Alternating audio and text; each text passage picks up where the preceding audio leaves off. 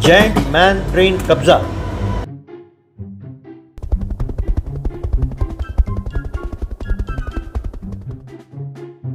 एक गांव में विश्वा नाम का एक लड़का रहता था। उसे खिलौनों के साथ खेलना बहुत पसंद था। विश्वा के पिताजी गोविंद उसे अपने साथ मजदूरी करने ले जाते थे। तब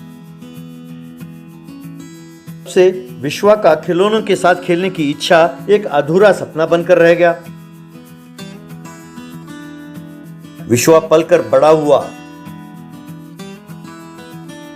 वो खुद का काम करने लगा।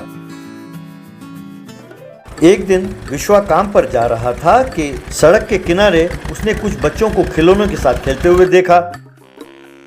विश्वा अपना काम भूल गया और उन बच्चे और खिलौनों के साथ खेलता हुआ रह गया। 2 घंटे बीत गए।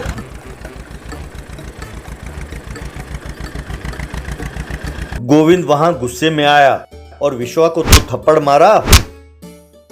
क्यों रे नालायक, वहाँ मुखिया जी के घर में काम छोड़कर यहाँ मजे से खिलौनों के साथ खेल रहे हो? तुम्हारी उम्र क्या है और इन बच्चों के साथ खेलते हो? अब चलो चलो। विश्वा बहुत दुखी होकर वहां से काम पर चला गया। एक और दिन विश्वा सड़क पर जा रहा था। एक घर के बाहर 2 बच्चे एक ट्रेन का खिलौना और एक हेलीकॉप्टर खिलौने के साथ खेल रहे थे।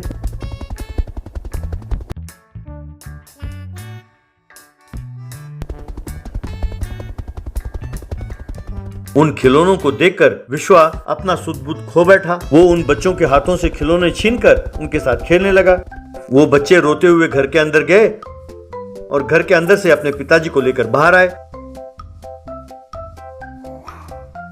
कौन है तू? बच्चों के हाथों से खिलौने चोरी करता है? नहीं साहब, मैं चोरी करने नहीं आया। कहकर कुछ और कहने ही वाला था कि आदमी विश्वा के बातों को ना सुनते हुए, अच्छा, यानी बच्चों को उठाने आए थे? तुम्हारी ये हिम्मत! अरे भाई सब सुनो, ये यहाँ पर बच्चों को उठाने आया था, कहकर जोर से चिल्लाने लगा। सब वहां पहुंचे और उन्होंने विश्वा को खूब मारा। विश्वा बहुत दुखी हुआ।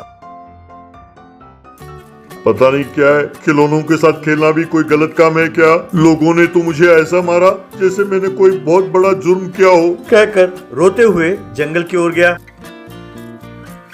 और एक पेड़ के नीचे जा बैठा। थोड़ी देर बाद एक साधु उस ओर आया। विश्वा उस साधु के पास गया। स्वामी जी, मैं आप ही की प्रतीक्षा कर रहा था। किसी तरह आप ही को मेरी इच्छा पूरी करनी होगी। बताओ बेटा, तुम्हारी इच्छा क्या है? तब विश्वा ने साधु को सब कुछ बताया। स्वामी जी, मैं असली ट्रेन को खिलौनों की तरह बनाकर खेलना चाहता हूँ। हर कोई बिना मेरी पूरी बात सुने मुझे मारने लगते हैं। वो सब मुझे देख के डरे। ऐसा कुछ कीजिए, मुझे बहुत बड़ा बना दीजिए स्वामी जी। अच्छी तरह सोच लो बेटा, इसकी वजह से तुम्हें बहुत परेशानियां होंगी। अगर सबको मेरी बात मानना हो तो इससे बढ़िया कोई और रास्ता नहीं है स्वामी जी। तो ठीक है, तुम्हारी इच्छा अनुसार मैं तुम्हें बड़ा बना देता हूँ। अगर फिर से तुम्हें मामूली इंसान बनना हो तो तुम इस पेड़ के नीचे आकर मेरा नाम स्मरण करो। कहकर अपने हाथ को हवा में घुमाया। विश्वा विराट रूप में बदल गया। विश्वा बहुत खुश होकर गांव में गया। विश्वा को देखकर गांव वाले डर के मारे तितर-बितर हो गए।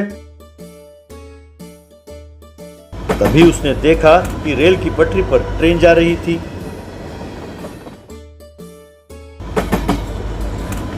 विश्वा ने उस ट्रेन को अपने दाएं हाथ में पकड़कर बड़े आराम से ऊपर उठा लिया। ये देखकर लोग डरने लगे। तभी एक हेलीकॉप्टर हवा में उड़ते हुए वहां से जा रही थी।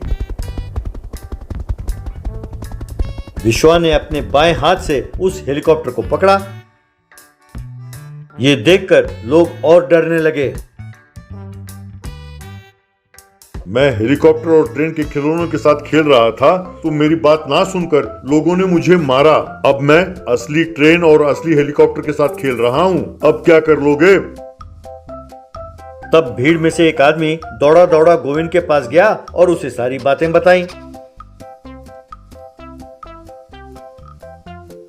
गोविंद विश्वा के पास आया। बेटे, मैं नहीं जानता था कि तुम्हें खिलौनों के साथ खेलना इतना पसंद है। मैंने बचपन में तुम्हें खिलौनों के साथ खेलने नहीं दिया। ये सारी गलती मेरी है। इस गलती के लिए मुझे माफ कर दो बेटा। मुझ पर नाराजगी तुम लोगों पर दिखाओ, ये तो ठीक नहीं है ना बेटा। मैंने मुखिया जी से बात की है। उन्होंने वादा किया है कि जो शहर में उनकी खिलौनों की फैक्ट्री है उसमें तुम्हें नौकरी देंगे। अब से तुम खिलौनों के साथ खेलने वाली नौकरी कर सकते हो। तुम तुरंत साधारण आदमी में बदल जाओ बेटे। सचमुच मुझे खिलौने की फैक्ट्री में नौकरी देंगे? सचमुच दूंगा बेटा। तुम उस ट्रेन और हेलीकॉप्टर को छोड़ दो और साधारण व्यक्ति में बदल जाओ। विश्वा ने रेलगाड़ी को पटरी में रखा और हेलीकॉप्टर को छोड़ दिया। विश्वा फिर जंगल में उस पेड़ के पास गया। उसने साधु का स्मरण किया और उनकी प्रार्थना करने लगा। ऐसे करते ही विश्वा एक साधारण व्यक्ति में बदल गया। उस दिन से विश्वा खिलौनों की फैक्ट्री में काम करते हुए अपनी बचपन की इच्छा को पूरी करने लगा।